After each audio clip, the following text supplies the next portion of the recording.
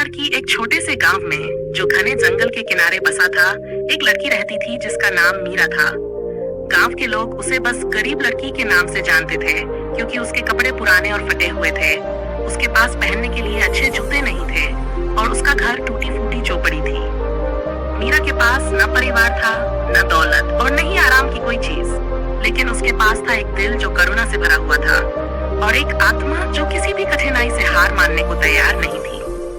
हर दिन मीरा जंगल में जाया करती थी, जहाँ से वह जंगली फल, जड़ी बूटियां और जो भी प्रकृति उसे देती, उसे इकट्ठा करती थी।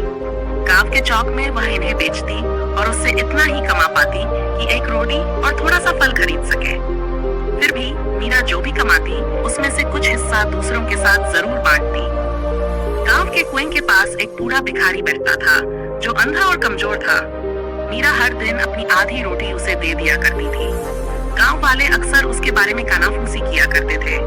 इतनी खुश कैसे रहती है ये? वे कहते, इसके पास खुशी मनाने के लिए है ही क्या? लेकिन मीरा को एक ऐसी बात पता थी जो गांव वालों को नहीं पता थी, कि सच्ची संपत्ति दौलत में नहीं, बल्कि दूसरों के प्रति दया में होती है। एक शाम जब मीरा जंगल में कुछ इकट्ठा कर रही थी, तो वह अनजाने में जंगल के गहरे हिस्से में पहुंच गई। अंधेरा होने लगा था और घर लौटने का रास्ता धुंधला दिखाई दे रहा था। तभी उसे पेड़ों के बीच से एक हल्की सी रोने की आवाज सुनाई दी। वह आवाज का पीछा करते हुए एक छोटे से घायल पक्षी के पास पहुंची, जो जमीन पर पड़ा था। उसका पंख टूटा हुआ था और वह डर से कांप रहा था।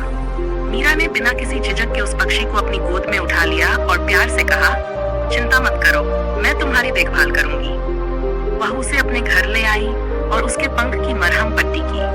अपने पास मौजूद थोड़े से रोटी के टुकड़े उसे खिलाए। हर दिन वह उस पक्षी की देखभाल करती रही, जब तक कि वह उड़ने लायक नहीं हो गया।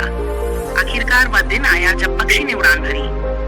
उड़ने से पहले वह मीरा की झोपड़ी के ऊपर 3 बार चक्कर लगाते हुए मानो उसे धन्यवाद कह रहा था। फिर वह आसमान में गायब हो गया। मीरा ने मुस्कुराते हुए उसे विदा किया। उसके दिल में संतोष का एहसास था। उसी रात मीरा के दरवाजे पर दस्तक हुई। जब उसने दरवाजा खोला तो उसने एक बूढ़ी औरत को देखा, जिसकी आंखें चमक रही थी। बूढ़ी औरत ने कहा, मैंने तुम्हारी दयालुता के बारे में सुना है बच्ची। तुमने उस पक्षी की मदद की जब कोई और नहीं कर सका। मैं इस जंगल की रक्षक हूँ और तुमने मुझे दिखाया है कि असली दौलत सोने चांदी में नहीं, बल्कि दिल की अच्छाई में होती है। यह कहकर बूढ़ी औरत ने अपना हाथ हिलाया और देखते ही देखते मीरा की टूटी फूटी झोपड़ी एक सुंदर घर में बदल गई। दीवारें चमकने लगी और घर में खाने पीने का सामान भर गया। उसके पुराने और फटे हुए कपड़े एक खूबसूरत, साफ और आरामदायक पोशाक में बदल गए। बूढ़ी औरत ने कहा, शांति से रहो मीरा, और याद रखना, दयालुता का हमेशा फल मिलता है, भले ही कोई और इसे देखे या नहीं। उस दिन के बाद से मीरा आराम से रहने लगी, लेकिन उसने कभी अपने कठिन दिनों को नहीं भुलाया। उसने अपनी नई संपत्ति का एक बड़ा हिस्सा दूसरों के साथ बांट दिया। दिल वाली लड़की के नाम से पुकारते थे।